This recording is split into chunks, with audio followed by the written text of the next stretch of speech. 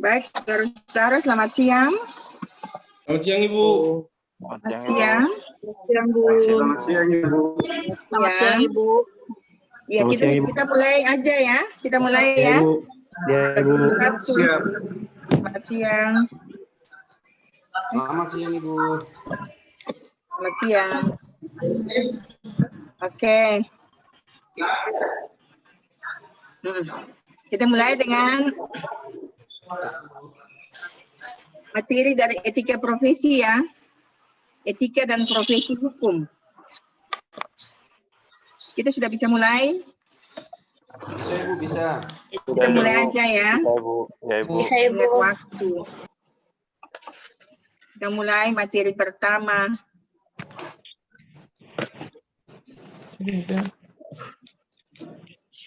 Oke, nanti ambil absen ya. Nanti Pak Ais, pos yang mengambil absen. Ibu Bapak, saudara-saudara yang mengikuti kuliah matrikulasi ya. Kita mulai dengan istilah. Ibu Bapak kalau bilang etika profesi hukum kan tidak lazim bagi kita semua kan? Ya.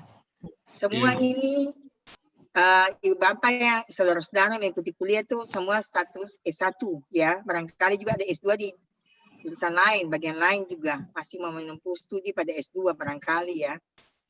Tapi barangkali juga ada yang bukan bergelar akademik sarjana hukum, mungkin sarjana di bidang lain ya. Ada juga ya. Barangkali ada ya? Ada, Ibu. Ada ya? Ada, Bu. Baik. Ada, Ibu. Ya. Nanti menyesuaikan kan kalau memangnya bukan berlatar belakang apa itu hukum. Jadi Ibu Bapak, saudara-saudara juga mesti mengikuti kuliah yang namanya mata kuliah PIH, pengantar ilmu hukum dan pengantar hukum Indonesia. Oke? Nah, pada mata kuliah matrikulasi ini saya memberikan mata kuliah etika profesi hukum. Ya, etika dan profesi hukum. Saudara-saudara, kita mulai dengan istilah, ya. Istilah berasal dari bahasa Yunani, istilah etika. Yaitu etos yang berarti adat istiadat atau kebiasaan yang baik. Etika itu dia berkembang menjadi studi tentang kebiasaan manusia berdasarkan kesepakatan.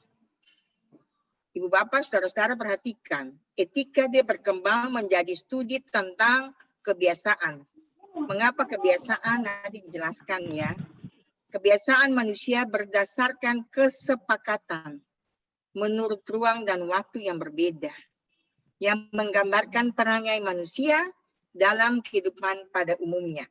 Jadi kesepakatan intern misalnya etika apa itu di bidang kejaksaan, etika advokat beda ya. Jadi dia bersifat kesepakatan semua sepakat patuh dan taat pada kode etik ya, kode etik pengacara, advokat, kode etik hakim dan seterusnya ya. Menurut ruang dan waktu yang berbeda. Ruang ya artinya dan waktu itu artinya ruang terbatas pada ruang penegak hukum jaksa misalnya, penegak hukum advokat misalnya seperti itu yang menggambarkan perangai manusia dalam kehidupan pada umumnya. Yang berikut, etika itu juga diartikan sebagai sistem nilai. Ya, sekali lagi, etika juga merupakan sistem nilai dalam kehidupan manusia, baik perorangan maupun bermasyarakat. Sekali lagi, sistem nilai. Jadi etika itu merupakan sistem nilai dalam kehidupan manusia. Nilai apa? Tentunya nilai baik dan nilai buruk. Ya. Kumpulan asas-asas yang dikenal dengan nama kode etik. Jadi kode etik ini etika yang dibingkai dengan apa yang namanya kode. Sama halnya kalau kita berbicara mengenai aturan, tentunya substansinya apa? Substansinya itu norma, ya. Norma dibingkai dengan apa yang namanya aturan, ya. Misalnya undang-undang tentang tindak pidana korupsi. Ya, substansi dari undang-undang itu adalah norma. Norma dalam bentuk larangan, norma dalam bentuk perintah, ya, yang dibingkai dengan apa yang namanya aturan. Begitu pula kode etik, saudara. Kode etik itu adalah etika yang dibingkai dengan apa yang namanya kode, sehingga namanya kode etik, ya. Yang ketiga, ilmu tentang yang baik dan yang buruk. Sekali lagi, ilmu tentang yang baik dan buruk. Tadi dikatakan bahwa etika itu merupakan sistem nilai. Nilai juga, apa nilai baik dan nilai buruk. Sama halnya juga dengan ilmu tentang yang baik dan yang buruk. Itu artinya dari etika. Yang berikut, saudara-saudara, berbicara mengenai etika. Etika juga berkembang menjadi studi tentang kebenaran dan ketidakbenaran. Ya, menjadi studi tentang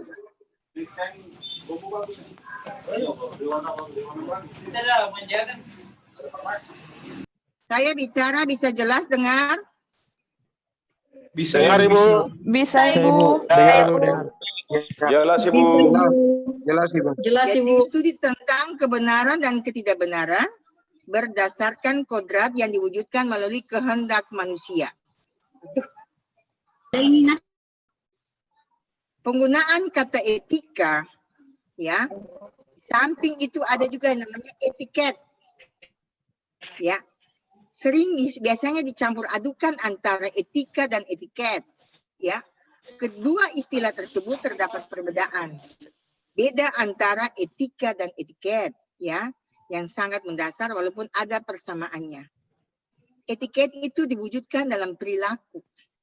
Ya, etika juga bisa dalam perilaku, tapi dalam bentuk tidak nyata, ya, perbuatan yang baik dan perbuatan yang tidak baik. Etika berarti moral, ya.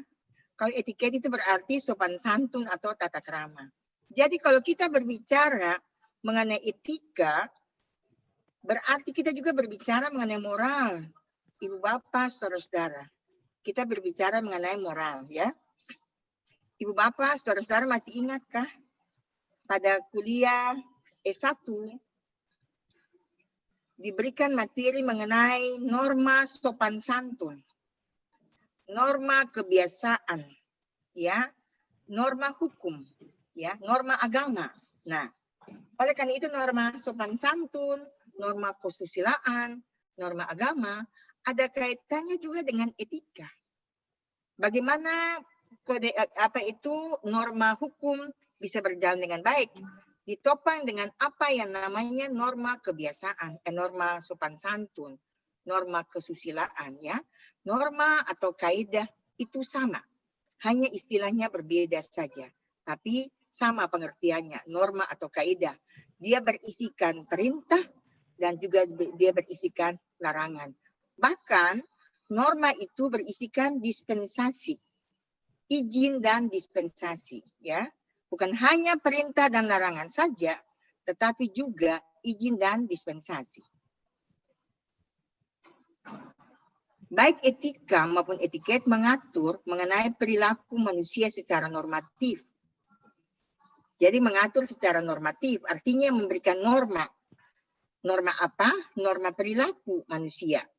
Bagaimana seharusnya berbuat atau tidak berbuat, ya. Itu yang dimaksudkan dengan etika. Dengan merujuk pada arti kata etika yang sesuai, maka arti kata moral itu juga sama dengan arti kata etika. Moral itu sama juga dengan etika, yaitu nilai-nilai dan norma-norma yang menjadi pegangan seseorang atau suatu kelompok dalam mengatur tingkah laku. Sekali lagi, etika mengatur nilai-nilai atau norma-norma yang menjadi pegangan, yang menjadi acuan seseorang atau kelompok dalam mengatur tingkah lakunya. Tentunya ibu bapak, saudara-saudara, kalau kita berbicara mengenai kode etik dalam ruang lingkup yang berbeda, tentunya kode etik dalam ruang lingkup kejaksaan misalnya berbeda dengan kode etik dalam ruang lingkup kehakiman. Jaksa, hakim merupakan aparat penegak hukum, polisi, itu juga termasuk profesi hukum, ya. Jaksa, hakim, dan hakim, jaksa, dan polisi. Di samping notaris dan pengacara. Selanjutnya, saudara-saudara, menurut Bertens, kata yang sangat dekat dengan etika itu adalah moral. Yang berasal dari bahasa Latin itu mos, artinya mores, jamaknya mores, yang berarti adalah adat kebiasaan. Moralitas berasal dari bahasa Latin, moralis, yang mempunyai arti yang sama dengan moral, tetapi dia lebih bersifat abstrak, ya. Jadi berbeda dengan etiket, dia bersifat konkret dalam bentuk perilaku, tetapi moral itu dia bersifat abstrak, ya. Jadi moralitas itu apa? Adalah keseluruhan asas dan nilai yang berkenaan dengan baik dan buruk, tergantung kualitas perbuatan manusia itu sendiri, ya. Yang berikut, Ibu Bapak, Saudara-saudara. Ibu Bapak bisa mendengar suara saya ya? Jelas apa tidak? Jangan sampai saya berbicara. Jelas, Ibu. Tidak jelas. Jelas, Bu, Bisa jelas. ya? Iya, Ibu. Oke, kita lanjut ya. 3 faktor penentu moralitas perbuatan manusia. Ya, ada 3 faktor penentu moralitas perbuatan manusia. Ya, ada faktor motivasi, ada faktor tujuan, ada lingkungan perbuatan. Ini termasuk 3 faktor penentu moralitas perbuatan manusia. Faktor motivasi, apa motivasi seorang pengacara misalnya, motivasinya apa, tujuannya apa, lingkungan perbuatannya apa, ya. Ini termasuk 3 faktor penentu moralitas, ya. Kemudian kode etik itu juga dia sebagai kontrol, acuan kontrol moral, atau semacam pengawasan perilaku, yang sanksinya lebih dikonsentrasikan secara psikologis dan kelembagaan, ya. Jadi sanksinya lebih dikonsentrasikan secara psikologis dan kelembagaan. Kode etik sanksinya sanksi administrasi misalnya, sanksi seperti itu, ya. Kemudian Ibu Bapak, Saudara-saudara, itulah sedikit penjelasan mengenai etika, ya, kode etik yang terkait dengan apa yang namanya moral, ya. Yang berikut kita masuk pada norma dan nilai. Norma dan nilai. Kalau norma tidak asing bagi kita, apa itu norma? Ya, sekali lagi istilah norma dan istilah dan nilai. Norma dan nilai, ya, norma dan nilai. Apa itu nilai? Nilai adalah sesuatu yang benar, yang baik dan yang indah, yang berguna. Manusia selalu cenderung menghendaki nilai kebenaran, nilai kebaikan, nilai keindahan, karena berguna bagi kehidupan manusia, ya. Tentunya segala sesuatu yang baik itu berguna bagi kehidupan manusia, ya. Berbeda dengan yang buruk, ya. Nilai-nilai yang hidup dalam pikiran anggota masyarakat membentuk sistem nilai yang berfungsi sebagai pedoman dan acuan bagi perilaku. Apa itu sistem nilai, saudara-saudara? Sistem nilai menjadi tolak ukur kebenaran atau kebaikan. Cita-cita dan tujuan yang hendak dicapai dalam kehidupan. Itu sistem nilai, ya. Menilai atau kegiatan adalah kegiatan menerapkan norma moral terhadap suatu perbuatan guna menetapkan perbuatan itu adalah perbuatan moral, perbuatan manusiawi, ataukah perbuatan amoral, tidak manusiawi, ya. Jadi sekali lagi, kalau kita berbicara mengenai etika atau kode etik, kita berbicara juga dengan moral, kita berbicara juga dengan nilai. Di sini dikatakan ada sistem nilai, ada kata menilai, ya. Sekali lagi, ada sistem nilai. Sistem nilai itu jangan lupa itu merupakan tolak ukur. Kalau menilai, kegiatan menerapkan norma moral. Terhadap siapa? Terhadap satu perbuatan guna menetapkan perbuatan itu adalah perbuatan moral atau perbuatan amoral. Jelas bahwa suatu perbuatan moral adalah perbuatan yang manusiawi, sedangkan amoral itu tidak manusiawi. Ya.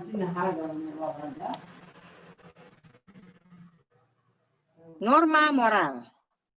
Jadi ada norma moral juga Ibu Bapak, saudara-saudara ya. Apa itu norma moral?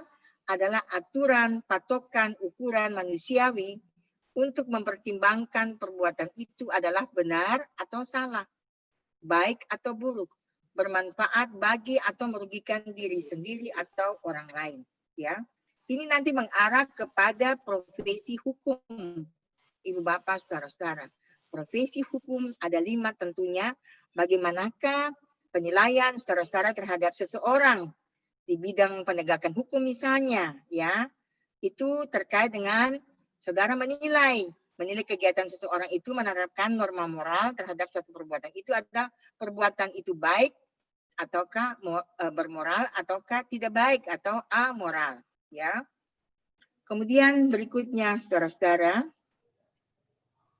saya jelaskan terlalu cepat atau bagaimana Ibu Bapak saudara-saudara? Sing Ibu, pasti Bu. Bisa diikuti Kasih, toh? Bu. Bisa ya? Kasih, Bu. Ya, Kasih, Bu. Terlalu cepat kita ya, Bu. lanjut saja terus dulu ya. Lanjut, Ibu. Lanjut, Ibu. Memiliki nilai dan fungsi kontrol. Ya, sekali lagi, kode etik itu dia memiliki nilai. Ya, dan dia punya fungsi adalah fungsi kontrol. Ya, sama dengan hukum kan? Law is a tool of social control. Hukum sebagai alat sosial kontrol. Apabila ada yang melakukan kesalahan, maka hukum memberikan sanksi kan?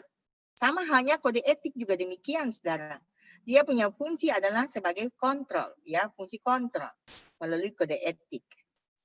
Saudara-saudara memiliki nilai dan fungsi kontrol melalui kode etik itu satu sebagai sarana kontrol sosial. Sebagai sarana kontrol sosial, timbul pertanyaan, apakah kode etik itu sama dengan hukum? Apakah kode etik itu sama dengan hukum? Hukum juga sebagai sarana kontrol sosial, ya. Law is a tool of social control. Kode etik juga sebagai sarana kontrol sosial. Nanti saudara-saudara akan menjawab, apakah memang kode etik juga merupakan apa itu hukum? Memang dalam hal ini, saudara, kode etik juga merupakan bagian dari hukum positif, ya. Kemudian yang kedua, mencegah intervensi pemerintah. Mencegah intervensi pemerintah. Sarana pengembangan profesionalisme. Misalnya kan kalau hakim memutuskan suatu perkara tidak boleh ada kata belece dari pemerintah. Hakim secara mandiri dengan perasaannya dia menetapkan memutuskan satu perkara misalnya, ya, tidak ada intervensi pemerintah. Yang berikutnya saudara-saudara, dia sebagai sarana pengembangan profesionalisme, ya. Jadi ada 5 bentuk pengembangan, yakni pertama itu dia melindungi anggota terhadap persaingan. Yang kedua itu menjaga kesopanan. Yang ketiga perkuat ikatan sesama. Jadi tidak ada misalnya persaingan antara pengacara A dan pengacara B. Itu semuanya tunduk pada apa yang namanya kode etik, ya. Yang kedua juga menjaga kesopanan. Yang ketiga perkuat ikatan sesama. Jadi ikatan sesama notaris misalnya, ikatan sesama pengacara misalnya, itu mereka masing-masing punya kode etik. Dan pengembangan kode etik itu yang ketiga adalah perkuat ikatan sesama. Keempat itu memiliki kualifikasi yang memadai. Yang kelima, tingkatan pelayanan kepada masyarakat. Bagaimana masing-masing profesi melakukan pelayanan kepada masyarakat, ya. Itu juga termasuk 5 bentuk pengembangan ya, dalam kaitannya dengan kode etik masing-masing profesi. Kita belum berbicara mengenai profesi ibu bapak, saudara-saudara. Kita masih berbicara mengenai kode etik yang ada kaitannya dengan apa yang namanya moral dan apa yang namanya nilai. Ada sistem nilai, ada menilai. Ada perbuatan yang bermoral dan ada perbuatan yang amoral. Amoral berarti tidak bermoral, ya. Saudara-saudara, yang berikut ini kita masuk kepada pandangan utilitarianisme. Saudara-saudara nanti mengikuti studi pada S2, tentunya ada yang namanya mata kuliah ilmu hukum sebetulnya, ya. Artinya gini, kalau S1 itu adalah pengantar ilmu hukum, ya. Kalau S2 sudah tidak pakai kata pengantar lagi, tapi ilmu hukum. Masing-masing universitas berbeda-beda menggunakan nama mata kuliah ini. Ada yang pakai nama teori hukum, ada yang pakai ilmu hukum, dan seterusnya. Kalau di Fakultas Hukum, S2 ilmu hukum menggunakan mata kuliah yang namanya teori hukum, ya. Nah, di dalam teori hukum juga saudara-saudara akan mendapatkan materi-materi seperti ini, ya. Lanjutan dari apa yang namanya ilmu hukum. Karena tingkatan S2 adalah satu lapisan yang kedua. Lapisan kedua ilmu hukum dalam arti yang luas. Artinya kalau kita berbicara mengenai ilmu hukum, dogmatik hukum, S1 bicara hukum positif, S1 berbicara mengenai dogmatik hukum, tapi S2 berbicara mengenai teori hukum, ya. Nanti S3 lebih tinggi lagi kita berbicara mengenai filsafat hukum, ya. Yang berikut ini saudara-saudara, ibu bapak, kita berbicara mengenai pandangan utilitarianisme. Bagi ibu bapak, saudara-saudara yang bergelar akademik sarjana hukum, ini sudah tidak lazim lagi bagi kita, ya. Pandangan utilitarianisme ini pandangan oleh Jeremy Bentham, ya. Bagaimanakah pandangan dari Jeremy Bentham? Bagaimanakah pandangan dari John Stuart Mill mengenai pandangan utilitarianisme ini, ya? Perbuatan seorang secara moral dianggap baik jika hasil dari perbuatan tersebut juga baik bagi banyak orang, ya. Artinya ini terkait dengan apa yang namanya tujuan hukum. Tujuan hukum mencapai kemanfaatan bagi orang sebanyak-banyaknya. Bukan hanya untuk 1-2 orang, tetapi untuk banyak orang, ya. Jadi ini juga terkait dengan apa yang namanya kode etik, ya. Jadi tujuan hukum adalah untuk mencapai apa tadi saya katakan itu? Kemanfaatan, ya. Kemanfaatan bagi orang sebanyak-banyaknya. Bukan bagi orang perorangan, tapi orang sebanyak-banyaknya. Ini pendapat dari Jeremy Bentham, ya. Pandangan ini sering menyamakan kebaikan moral dengan manfaat. Sekali lagi, pandangan ini sering menyamakan kebaikan moral dengan manfaat. Pandangan ini adalah agar semua selalu bertindak baik, sebanyak mungkin. Ini kata sebanyak, ya. Sehingga lebih banyak kebahagiaan dapat dihasilkan. Sekali lagi, sehingga lebih banyak kebahagiaan dapat dihasilkan. Akibat-akibat baik ini tidak hanya dilihat dari kepentingan pelaku, tetapi sekaligus melihat kepentingan banyak orang, ya. Jadi pandangan dari Jeremy Bentham dan John Stuart Mill ini mereka melihat kepentingan banyak orang, ya, bukan hanya kepentingan orang perorangan saja, tapi juga mereka melihat kepentingan banyak orang. Ya, ini juga terkait dengan apa yang namanya hak milik ini berfungsi sosial, ya. Untuk kepentingan banyak orang, maka hak milik seseorang itu bisa diserahkan demi untuk kepentingan umum, ya. Berbeda dengan pandangan hukum perdata Eropa Barat itu bahwa hak milik itu berfungsi individualisme, tetapi sekarang ini hak milik itu berfungsi sosial, ya. Tetapi disertai dengan ganti rugi misalnya untuk kepentingan umum. Ini saudara-saudara berbicara tadi mengenai tujuan hukum mencapai kebahagiaan bagi orang sebanyak-banyaknya, ya, atau kemanfaatan bagi orang sebanyak-banyaknya. Yang berikut ini saya memberikan materi tentang prinsip keadilan. Jadi saudara-saudara, keadilan dan kemanfaatan bagi orang sebanyak-banyaknya ini juga merupakan tujuan hukum, ya. Tujuan hukum selain keadilan, kemanfaatan itu adalah tujuan-tujuan daripada hukum itu sendiri. Apa itu adil? Nah, kalau kita berbicara mengenai keadilan, berarti kita ingat pada pakar hukum yang namanya Aristoteles. Kita ingat pada pandangan pakar hukum siapa? John Rawls, ya. John Rawls juga punya pandangan tentang apa itu keadilan. Keadilan merupakan tujuan hukum, tapi John Rawls melihat, dia tidak melihat prosedurnya, prosesnya, tapi dia melihat hasilnya.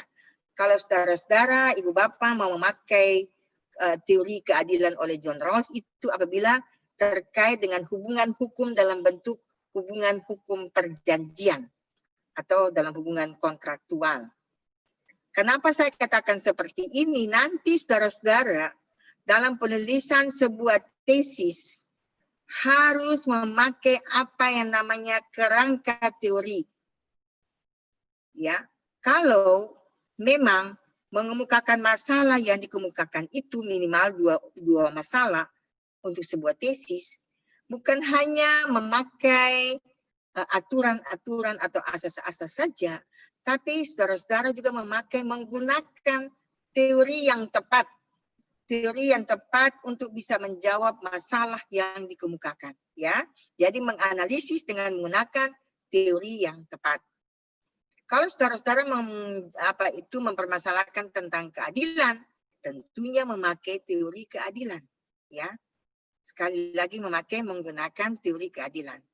Prinsip keadilan mengungkapkan kewajiban untuk memberi perlakuan yang sama dan menghormati hak semua pihak yang bersangkutan. Keadilan menuntut kita agar mencapai tujuan termasuk yang baik dengan melanggar. Saya ulang, keadilan menuntut kita agar jangan mencapai tujuan termasuk yang baik dengan melanggar hak orang, ya. Itu juga termasuk dengan apa yang namanya keadilan. Saudara-saudara masih ingat keadilan distributif dan keadilan komutatif. Apakah itu keadilan distributif? Apakah itu keadilan komutatif? Keadilan yang memberikan porsi yang sama banyaknya, ya. Tetapi keadilan memberikan porsi yang tidak sama, tetapi itu dikatakan adil.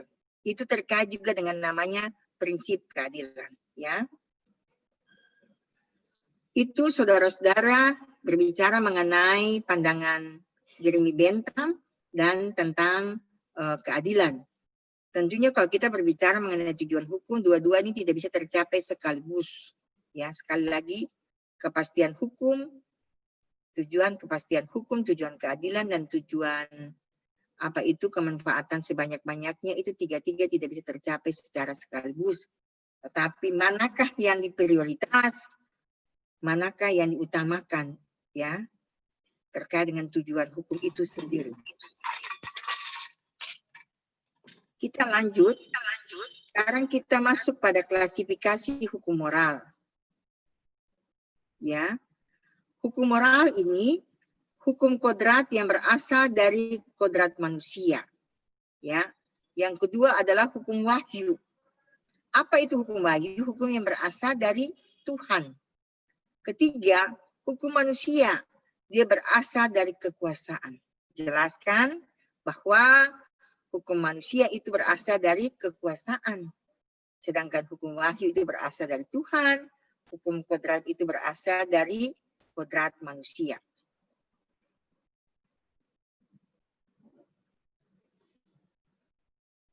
Saya memberikan penjelasan sampai di sini dulu. Ada yang kurang jelas? Kita tatap muka berapa jam ya? 60 menit ya? Iya, Bu. Berarti waktunya tinggal 19 menit saja. Untuk menyelesaikan materi tatap muka pertama ini, kita bisa lanjut. Lanjut, Ibu. Lanjut, Ibu. Lanjut. Lanjut, Bisa, Ibu. Ibu. Lanjut, Ya. Ibu. Oke. Tinggal sedikit saja ini. Oh, masih banyak. Kita sampai di profesi minggu depan ya. Hukum dan moral. Apa hubungan hukum dan moral? Bagaimana kedudukan etika dalam moral? Ini pertanyaan-pertanyaan terkait dengan apa yang namanya kode etik profesi hukum. Ya, kan dalam konstruksi legalitas dan moralitas bahwa sesungguhnya sikap moral baru dapat dilihat ketika seseorang berbuat demi kewajibannya sendiri. Itu menurut Kant, ya. Kant itu adalah pakar hukum Belanda, Van Kant, ya. Nah, ini pertanyaan-pertanyaan yang perlu dijawab oleh saudara-saudara, ya. Minggu depan, kita temukan hari apa lagi ya?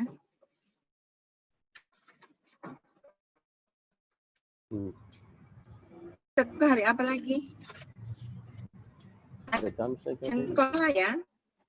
Hari apa? Senin. Senin ya. Ini hari kan hari Kamis ya. Tanggal 12, jadi 4 kali kita tatap muka. Ya.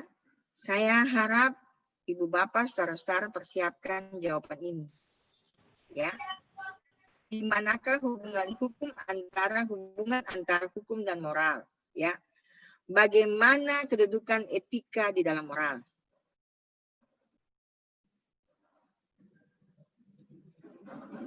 Menurut Kant, moralitas dibedakan atas moralitas heteronom dan moralitas otonom. Jadi ada moralitas heteronom dan otonom. Apa yang dimaksudkan dengan moralitas heteronom? Diartikan sebagai sikap di mana kewajiban ditaati dan dilaksanakan bukan karena kewajiban itu sendiri, melainkan karena sesuatu yang berasal dari luar kehendak pelaku itu sendiri. Ini namanya heteronom. Jadi untuk patuh dan taat ya pada satu aturan yang merupakan satu kewajiban itu sesuatu yang berasal dari luar kehendak pelaku. Jadi misalnya seseorang patuh dan taat karena memang aturan mengatakan demikian dan aturan memberikan sanksi yang tegas. Kalau moralitas otonom itu dia patuh dengan sendirinya. Sadar dengan sendirinya dia patuh dan taat. Kalau heteronom itu bergantung dari luar. Ya. Yang berikut, kita lanjut, norma hukum diklasifikasikan menjadi 2 kelompok. Tadi kita berbicara mengenai hukum dan moral. Ya. Sedikit penjelasan mengenai moral. Moral itu ada moralitas heteronom dan moralitas otonom, ya. Nah, kita masuk pada norma hukum. Jadi sekali lagi, Ibu Bapak, saudara-saudara, nanti ada jawabannya apa hubungan antara hukum dan moral, ya. Norma hukum diklasifikasikan menjadi 2 kelompok. Norma hukum yang dibuat oleh penguasa negara dan norma hukum yang dibuat berdasarkan kesepakatan. Coba Ibu Bapak, saudara-saudara perhatikan 2 ini dulu. Kode etik masuk di mana? Ya, kode etik masuk di mana? Ibu. Norma hukum yang dibuat oleh penguasa. Nomor 2, Ibu. Nomor Norma hukum yang dibuat berdasarkan kesepakatan. Kesepakatan. Nomor 2, Ibu. Dibuat berdasarkan kesepakatan. Ya, dia Iya, masuk Ibu. di nomor 2. Dengan demikian, jadi kode etik itu dibuat berdasarkan kesepakatan, kan?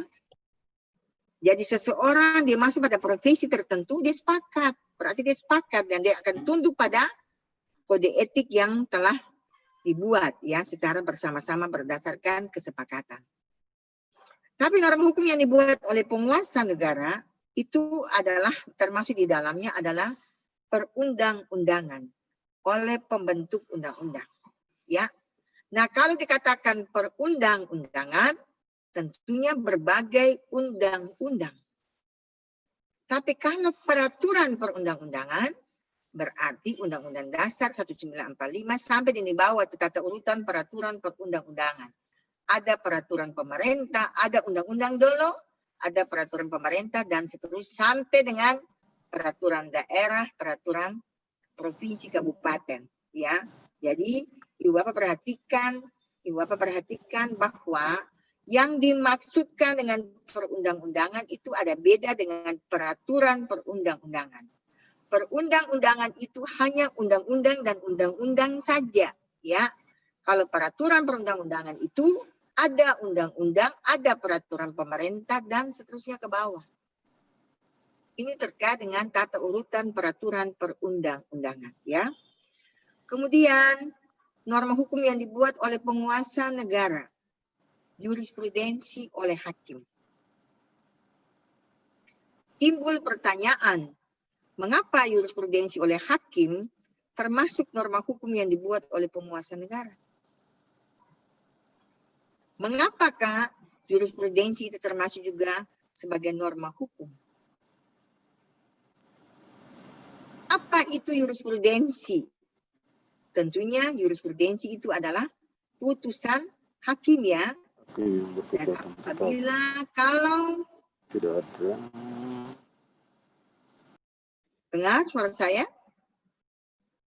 jurisprudensi itu putusan hakim. Dengar Ibu. Pada umumnya di bidang hukum perdata, dan kalau memang itu putusan merupakan baru putusan baru yang belum ada aturannya, diikuti oleh putusan hakim-hakim yang lain, ya, itu baru namanya jurisprudensi, ya. Itu namanya putusan hakim. Tapi putusan hakim dan istilah jurisprudensi itu ada beda. Sekali lagi, memang jurisprudensi itu putusan hakim, tapi ada kata tanda petik di dalam putusan hakim itu sendiri, ya. Putusan hakim berdasarkan argumentasi, berdasarkan konstruksi hukum di bidang hukum perdata dan diikuti oleh hakim-hakim lain. Karena kalau memang putusan hakim berdasarkan corong hukum, hakim merupakan corong hukum, itu bukan jurisprudensi, ya. Jadi beda ya. Saudara-saudara, norma hukum yang dibuat oleh penguasa negara, perundang-undangan ya oleh pembentuk undang-undang, dan yang kedua, jurisprudensi oleh hakim. Kategori yang kedua, klasifikasi yang kedua, norma hukum yang dibuat berdasarkan kesepakatan. Kode etik, ya, kode etik oleh kelompok profesi. Kenapa dikatakan kelompok profesi? Karena kelompok-kelompop profesi mempunyai kode etik sendiri-sendiri. Ya, sekali lagi, kelompok profesi mempunyai kode etik sendiri-sendiri. Oleh karena itu juga saya akan berikan tugas bagi Ibu Bapak, saudara-saudara mencari kode etik profesi masing-masing. Ya, kode etik profesi hukum, profesi notaris, kode etik profesi jaksa, kode etik profesi polisi, kode etik profesi hakim, dan apalagi ada 5 itu ya, masing-masing profesi. Di samping itu, saudara-saudara punya tugas mencari undang-undang. Undang-undang tentang notaris, undang-undang tentang pengacara, undang-undang tentang kepolisian, undang-undang tentang kejaksaan, dan undang-undang tentang kehakiman. Hakim, tentunya 5 profesi ini berbeda. Ada yang kategori ASN, ada yang juga bukan ASN, ya. Nah, itu juga berdampak, ya. Oke. Jadi saudara-saudara diberikan tugas juga mencari masing-masing kode etik. Hubungkan kode etik masing-masing dengan undang-undang. Ya, hubungkan masing-masing kode etik dengan undang-undang itu sendiri.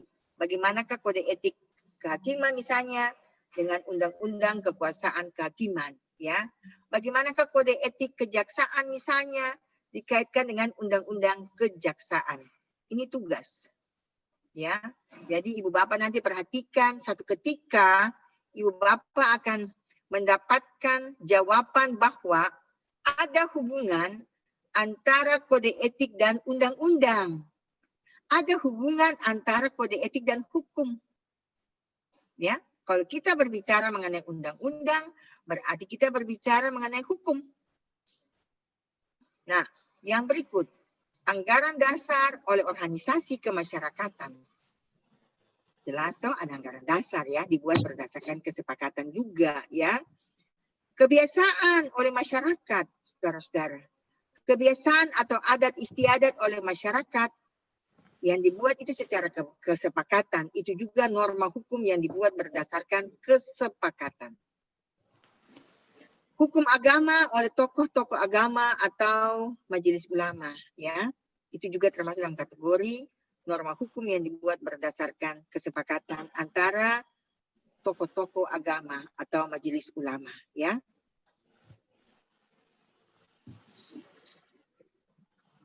Saya kira sampai di sini dulu Pak, Ibu Bapak, saudara-saudara ya. Nanti Iya, minggu Ibu. depan, Iya, Ibu. hari Senin kita Siap, lagi Ibu. dengan profesi. Siap, Ibu, siap. Iya, Ibu. Jadi Oke, Bu. saya ada kasih tugas ya. Jadi Iya, Ibu. apabila nanti pada saat saya berikan kuliah yang berikut, saya bertanya, saya berharap bahwa ada yang bisa menjawab. Ya. Iya, Ibu. Tugas ini nanti merupakan tugas perorangan, bukan tugas per kelompok ya.